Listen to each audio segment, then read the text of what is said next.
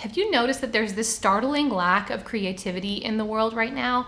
I don't know how many movie reboots I've seen where they're just recycling these old ideas. I don't know how many songs there have been with sampling these older songs to put them in their songs to try to make them sound better. Where did all the creative ideas go? I'm going to be talking about this. I want to share with you guys my testimony and what I think is the reason for all of this.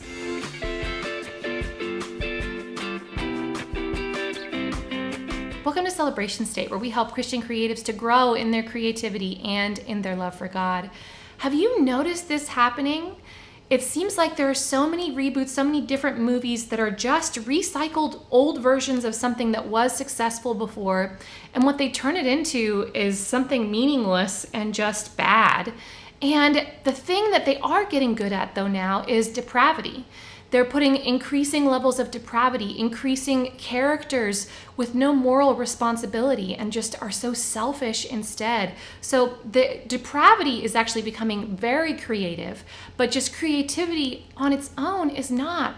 Why is this? What's happening? Let me know in the comments if you have noticed this as well. So I want to share with you guys my story and why I believe that this is actually happening in the world today. Now, I've shared before that when I was a teenager, I actually spent time as an atheist. I grew up as a devout believer, and I lost my salvation when I was 14. Someone that I looked up to showed me this literature that was very misleading, and I just had no background in apologetics, no real foundation except for just this open love of God. And so when I saw that, out of wanting to be intellectually honest, I turned away from God because it was just a logical decision for me. It wasn't an angry decision. It wasn't a mad thing that I did. It was just, well, I see that I have to do this now. And so being a consistent person in atheism, after a while, it led me to all of these dark things. It was the darkest time I've ever experienced in my life. I don't know how to communicate that with you except for to tell you that that's what it was. It was awful. There was so much depression, and there were so many empty wells I was pursuing. I thought I was really into Japanese animation growing up. And so I thought, if I could just move to Japan, then I'll be happy. If I could just, learn the language, there's something in that culture. It seems so happy, so fun, so fulfilling in the cartoons. Maybe that's what life there is like, and I'll be fulfilled in that. Spoiler alert, life in Japan is nothing like the cartoons. By the way, just so you know, their culture has its pros and cons, just like any culture, and their culture is not Christian at all. So there's actually a lot of hidden cons. That's just like my own personal soapbox. I still love the people of Japan, but that was something that I discovered. I was pursuing Japan like a god. I thought it was going to fulfill me. And when I actually got to a point when I was close to achieving those dreams, I realized I still felt empty inside. So I ended up pursuing all kinds of other wells too. I thought that high achievement in academics and knowledge, learning different things was going to make me special and cool, different abilities that I would acquire. I thought that working super hard in my job and killing myself to earn the approval of my managers, I thought that that was going to give me fulfillment. I thought that pursuing relationships and being with a boyfriend, being with a man was going to fulfill me. And that was awful because I would find just the most mean characters that you can imagine and try to attach myself, try to associate myself with them. They actually reminded me a lot of the characters from those books that I read growing up, and that was why I was pursuing them. But it just led to heartbreak, heartache, devastation, and it was a really rough time for me. But rewind back to the whole Japan thing. The reason why I wanted to go to Japan was because I wanted to be an animator. And it turns out, I didn't know this at the time, but the life of animators in Japan, to my knowledge, is actually very difficult. It is very challenging. They are not treated very well there because of the intense work ethic and the demands that are placed on them there. It's nothing like you would expect in America. Now, the problem with achieving this first dream that I had happened somewhat quickly, and that's why I had to go on to other things. It was that I actually, in my time as an atheist, I lost my ability to make art creatively. So there were some things that I still could do. For example, I think probably line work was something that I could still do to some extent. It's hard to remember now to what extent that was. But solving things like color and also coming up with ideas creatively were things that were the hugest struggle for me. And I'm talking bigger than an artist block. I'm talking I closed the door. I shut the door on art completely. I went the other way with my life after that. And it was this place of bitterness, you guys. I don't know how to tell you how hard that was for me. But after that was when I said, well, maybe I should just be an interpreter in Japan. Maybe that's what I should do. And I started to pursue other things to find meaning in my life. But it brings up this interesting concept, you guys.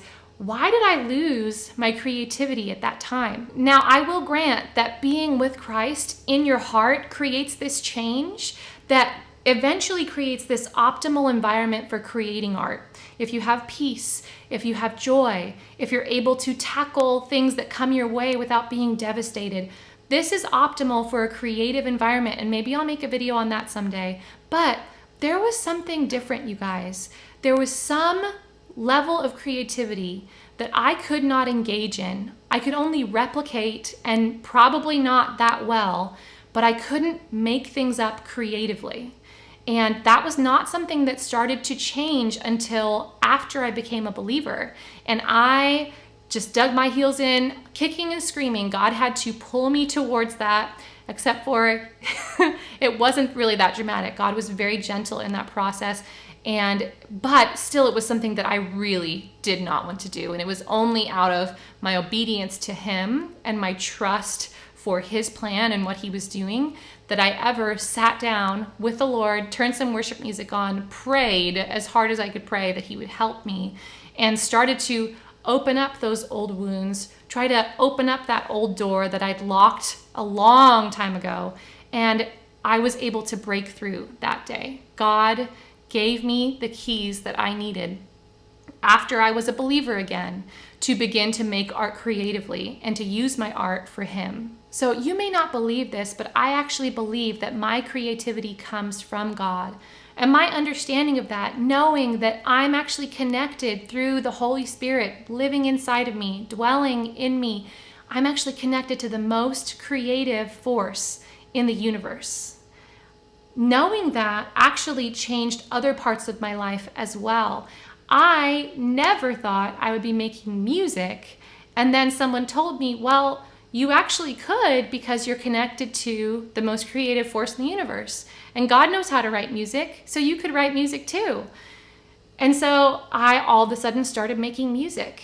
And it's amazing what we can do when we realize just who is inside us and what He can do with those places that feel broken, and how He can make us new when He comes to live inside us. Now, what I actually believe that we're seeing in our society today is this downward spiral, this loss of being connected to God. I've heard people say that we are in a post-Christian society, but I've also heard people say just recently on this very secular YouTube channel, which I will not link to you guys, he said, we're in a post-creativity society. And so I believe as people are disconnecting themselves from God, what we're seeing happening is just this increased darkness, this increased level of perversion, of borrowing and twisting things, but not actual creativity that inspires, that gives hope, that enables people to face the challenges that they're actually encountering in their lives.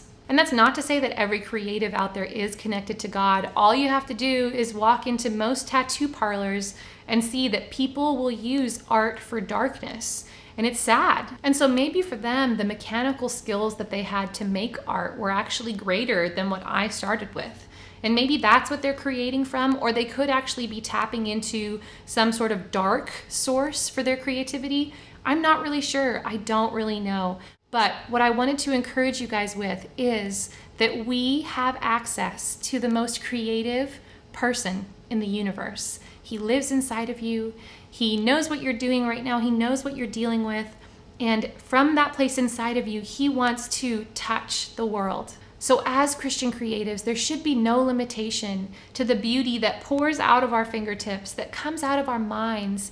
I believe that God has given us these gifts to use to shift the culture, to change things, to bring about His glory in our world now. And that's what we're in the business of doing, to explore, to exercise the creativity that God gives us in every way that He gives us to be creative, but also hopefully to encourage you along your way, along your path, to do the same.